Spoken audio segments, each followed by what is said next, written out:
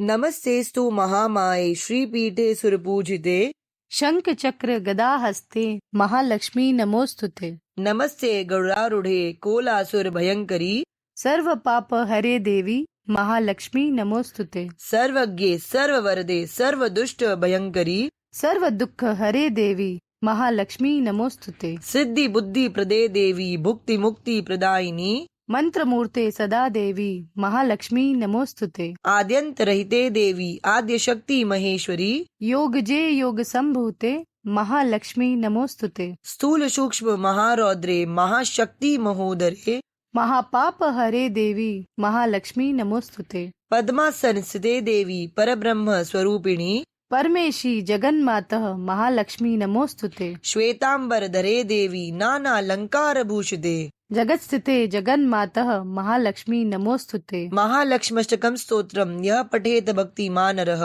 सर्व सिद्धि मवाप्नोति राज्यं प्राप्नोति सर्वदा।